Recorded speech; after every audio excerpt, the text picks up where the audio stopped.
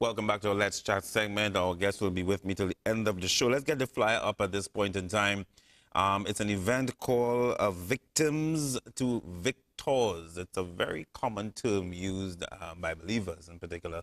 From victims to victors. TNT Let's Love Again is a collaboration with the Broadcasting Network and Reach. And the man behind Reach is the very own Pastor Raymond Ockille. How are you, sir? I'm good. Blessings and grace. Good afternoon. Same to you, my brother. Tell us about REACH, for those who are not aware. Well, REACH stands for Restoring, Advocating, Encouraging Care for Humanity. And it started off working with inmates, especially at the Golden Grove Prison and also YTC some years ago. And then that became very saturated. Then we began to have the conversation of saying, let us consider, as the older folks would say, prevention is better than cure. So what about if we reach them before they reach into prison? And so we began to work within the school system. We will go to communities and think, well, why we began to work more in the schools, a more controlled environment. And it is structured where if you create a program or if you partner with the school, that they can send them to the sessions. Unlike if you go down to the block, they could run away. Right. But we are very creative in terms of our outreach. So we use every method that is righteous to reach out to people, not just the youth, but also to the parents. So what we find is while we've been working with the offenders and the children of the offenders, we recognize the victim children, they are also affected. And sometimes they turn out to be perpetrators because nobody reach out to them after the 9-day wonder, so to speak, right, then that's syndrome. It. Yeah, so we began to do that, and we began to look at the whole outreach to the entire family, and however and whichever way we can support them. You know, I really find that is commendable, and I like the point you made about getting them in a controlled, loving environment because they're accustomed to an environment that is out of control and where the love is misled. Yes. Right? Pastor Dutton made the point on the show yesterday. He said, you know, people saying no longer do we have the concept of it takes a village to raise a child. He said that's still very true.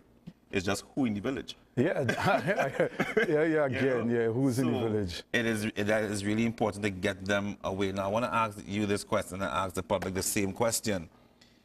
Do we have a hurting country or an angry country? And I was making the point, I think we more have a hurting country and the anger comes as a result of that hurt. Would you agree, based on your interactions with many of these individuals who, as you say, who need that reach? No. Yes, I would say we have a hurting country, and it's the manifestation in an angry way. People are hurt in many ways. We have a lot of, especially young men, they are hurting because they have been neglected from very early. They have been rejected. They have not been affirmed. They have not been appreciated. They have not been accepted. They have not been nurtured to understand who they are, understand the gifting and the purpose. And so it's a frustration when you are trying to find yourself and there's nobody there. And that's the role of a parent or parents. So if you have a parent or parents who don't know their own role, how can they help a child develop to understand their own purpose in the earth? So out of that frustration, because a lot of times when you interact with guys or even in school, sometimes they fighting, and in a quiet space, you wouldn't, and you engage them, you recognize that it's out of the hurt. Sometimes we look at the symptoms, but the cause, and as you begin to engage and interact and have conversation with them, it goes way beyond that fight. Let me ask you a question. And in the time we have enough time, get a little deeper here. How do we get John public to understand when, let's say, their reality is, listen, my husband or my wife or my child is now dead because a young boy took a gun and put a hole in his head or her head for their money? And you're telling them, hey, I want you to understand that they're a victim too. How do you know, for those who, again, are not deeply rooted in the word, as the case may be, because we're dealing with the public generally, not everybody, how do you now reach these individuals to understand that they are victims too? To me, reaching people, showing that sense of care, to a person, they connect with you. And it takes the wisdom of God, because sometimes you don't have all that time. Sometimes you have one session, you have one interaction with them, and then you have to make that count.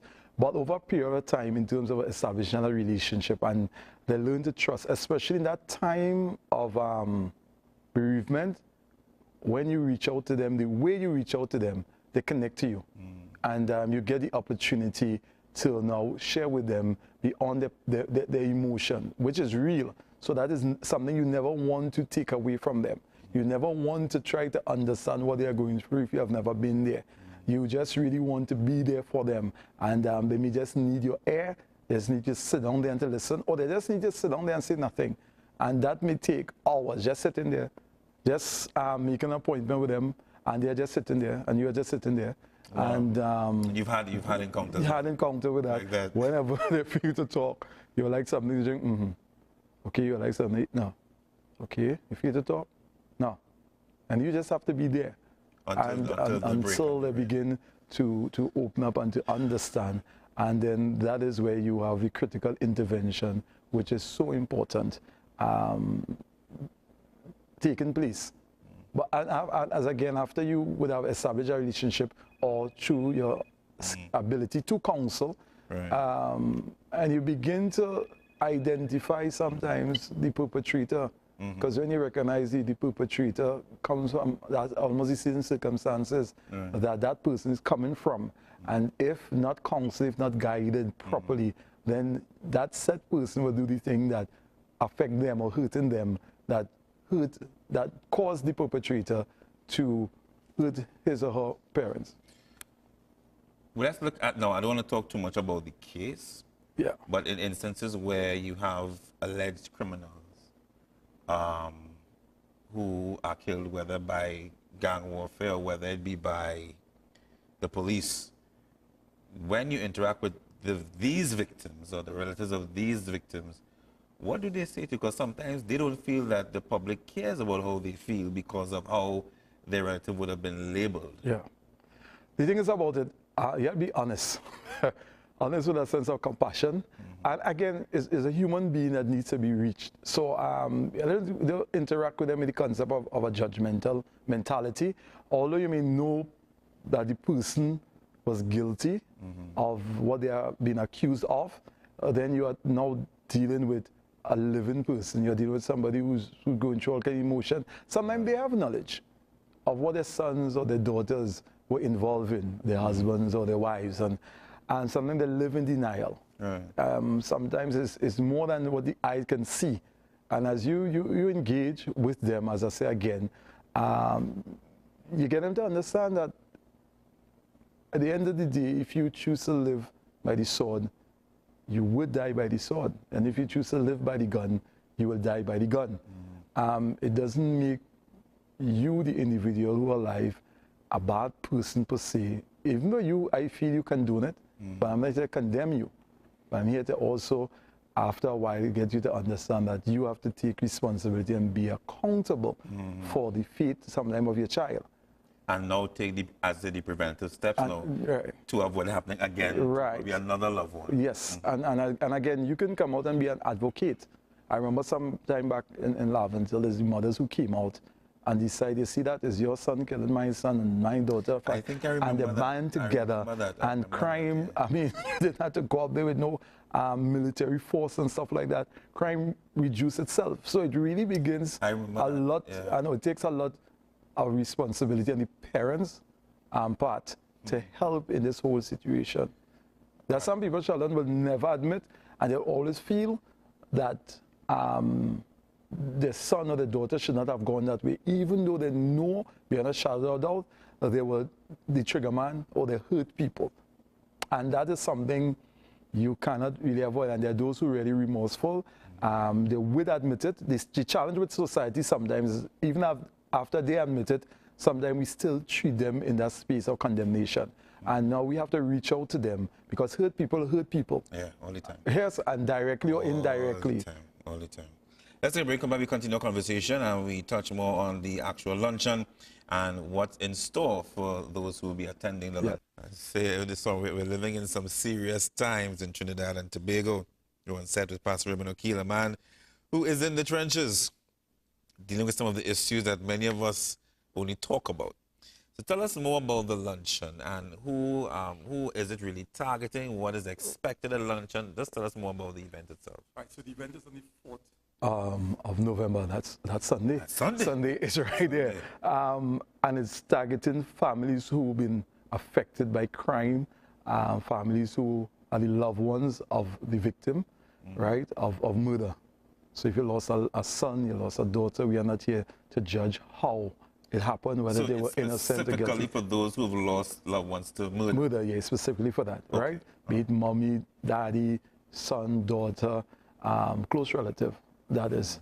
And so we have done this at least, I think, must be 2 or 3 times before, right? And so we recognize that around this time, especially the Christmas season, is a very sentimental time. And for some people, I know personally, it's going to be the very first time without their son, the very first time without their daughter, their father, their mother.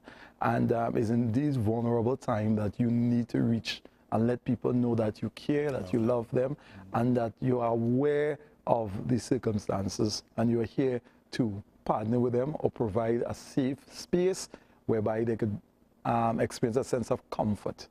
So it's one thing to talk it, but to do it in a tangible way when, again, as you say, the syndrome would have forgotten 9 days past, 40 days past, but we are here for you, and we are saying to you that somebody still care for you and about you. What turnout are you expecting on Sunday? Well, we are I'm sure you would have done your yes, we are catering for the space restricting us. Otherwise, we'd have done for more, but we are catering for about 200 persons. That's not a bad, yes, a bad start. And it is free to the family. Yeah, so it's free of charge, right? We will find our ways and means Don't worry. all and everything, right? So just come really and enjoy a meal. I know that we have Blessed Messenger there. We also have Shakir London, so he's also a counselor. It's a young man, but he deals with these issues. We also have Kizzy, Emmanuel. She sang this song, Let's Love Again. I think if you get it, it's something that you can play and make it a theme song.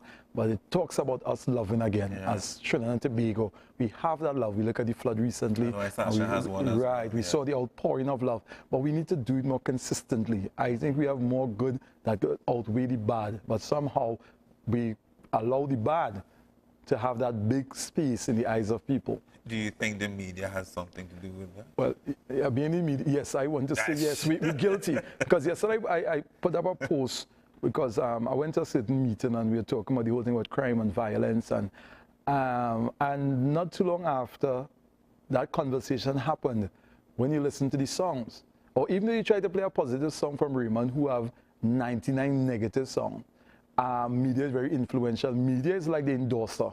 So once I'm here, you endorsing me, you know. Right.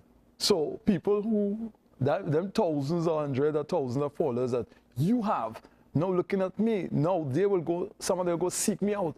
And I could influence them in a particular way. So we have to understand our role and our function and our connectivity. So we can't be talking about love in one breath, and by next week, we promoting movies or music videos and stuff and things like that that endorse crime, that endorse hate, that endorse bitterness, that endorse gang rivalry. I listened to a song recently dropped between a hip-hop. I'm not saying that genre music, I'm just saying reggae and the next guy, and it's so much about kidnapping and murder. And this is a guy who they recently, brought into Tobago as a headline artist. And I told Tobago that they're going to change. Because what you feed the youth, what influence you determine the quality of life that you will live. And when the heat turn up, then they call the church in as though it's a magic wand. When we have things, nobody wants to promote it. They don't want to send their children to Sunday school. They don't want to sacrifice one day for the week. But when the heat turns up, we are the worst thing. Where is the church? Oh, we are speaking. Well, we're not speaking what makes you comfortable, but it's truth. And I tell people, I didn't grow up in church. And if you apply the principles of Christ for one day across the world, we'll have no war, no murder, no killing. Because we wouldn't see each other as object. We see each other as subject. We see each other in the eyes of God. Just do it. Let's do it for one day. Let TNT just do it for one day. I guarantee you. But as you touched on that very sensitive topic of the church, and I totally agree with you, would you also say that the church within itself has some healing to do? Well, yes, because the church is a living organism and it's growing. So therefore, we are people, we are human beings, and we're not taking that to make an excuse for folly. But we are all becoming. And the key thing is that when you make a choice, you admit it and quit it. Because if you confess your sins and forsake it, you'll find mercies. So the Bible said, if you sin, God made provision for it. Not that he wants you to go willfully sin. But if you fall short, you have to arise and understand there are consequences to action. One thing I think with us is that we have to learn how to restore each other. Because sometimes the man out of church will look at how we treat one another and they say, I don't want no part of that. Because if I'm not a part of you, and pastor, member, whoever, make a choice. And that's what I'm saying. Sin is not, if you have white sugar in a salt jar and you change it up and you happen to use the salt to make your tea, then there's a mistake. In the dark, you put on the wrong black socks. There's a mistake. But when you sin, that is not a mistake. Sin is a choice. So that is what I say again. I didn't say when you make a mistake. Yeah, when you sin, you admit it, you quit it, you understand there are consequences, but however, God wants to restore you. And once we begin to restore each other in love, with the right motive, the world will see our love and they will be drawn. I ain't saying everybody will turn. Right. You know what I mean? Because they say, give my Bible and kill Jesus. And Jesus is the epitome of love. But we have to. It's like someone I know from our very own church, she had put a post when people were bashing the police with the killings. She put, do you all want Barabbas or Jesus? Because in her mind, it's like the nation, like, they don't want, it was a very interesting post. So the reality as a church, we have to understand, and when I say church, each individual must understand that we are called to be an example. And God will not ask us to do anything that we cannot do. And God has given us the grace. And this grace is not to fall down at the altar and just talking down and look for miracles. But this grace is God's empowerment so that we can live the Christ life in the earth. And understand that God has given us all things that pertain to life and godliness. So it's how we choose now to apply that.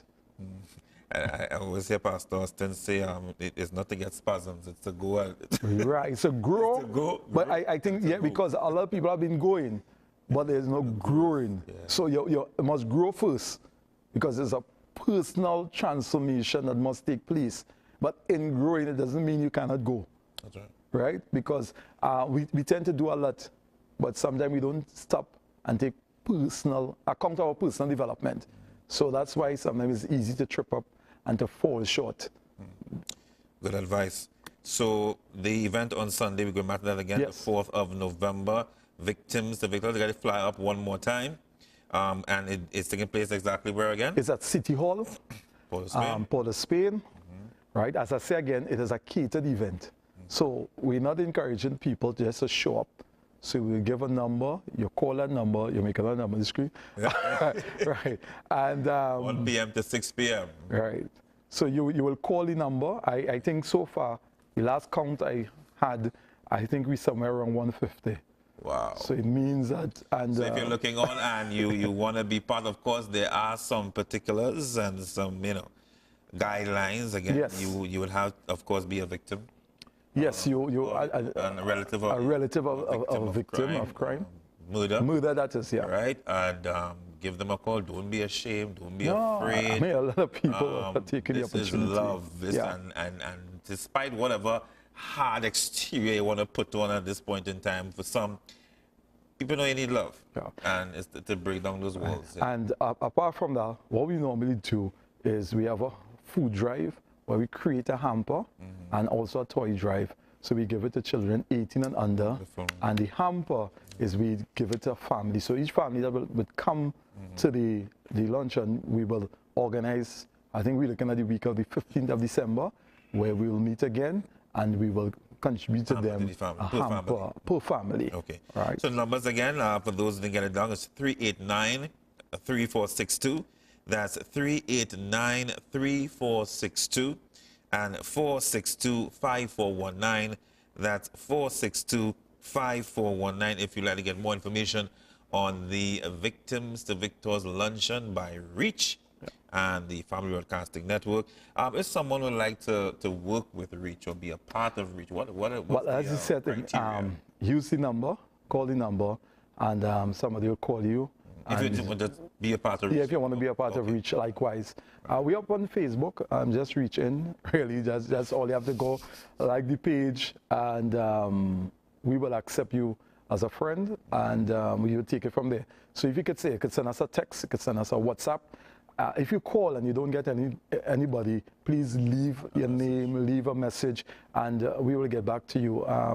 We also in the process, well, that might either be early next year, because just in terms of the time where we want to begin to do something called Gears Up in collaboration again with Family Focus Broadcasting Network, Youth in Focus, where we want to begin to train our young girls, our young boys in self-defense and tactical awareness. Nice. I think sometimes we're not aware of what's going on, and some of our young people have been taken. I don't think some of them just run because they're looking for man and they're fresh and you know what they're saying? we label. But, but I really believe sincerely there are some people who just really not aware, and sometimes the basics that you need, sometimes just how to twist out of a situation of somebody holding your hand and how you need something. I mean, as a church you can pray, but I think prayer without works could cause you to dead. Well, I mean dead, right? Yeah. But I want to thank you very much in this minute before we close. Thank you very much for coming on the program this evening. And congratulations to your entire team, the Reach team. How big is the team? You have us a few seconds. How big is your team? Well, as we members, like 200, but a core that works together now, we have about 30 of them. Amen. Right? Yeah. And continue the great work that you're doing. I know he's also the senior pastor of the Steelers Open Bible Church. I'm putting that out there. And congratulations to you. And of course, remember again, as we close, it is this Sunday at City Hall, Port of Spain, the Victims to Victors Luncheon for the relatives of victims of crime, murder, right? Catering for 200, well, individuals. Of course, there'll be families there. Yeah. And you can call one more time, 389-3462 and 462-5419. TNT, let's love again consistently, not occasionally, all right? Thanks again. God bless you. This has been Cloud9. God bless you.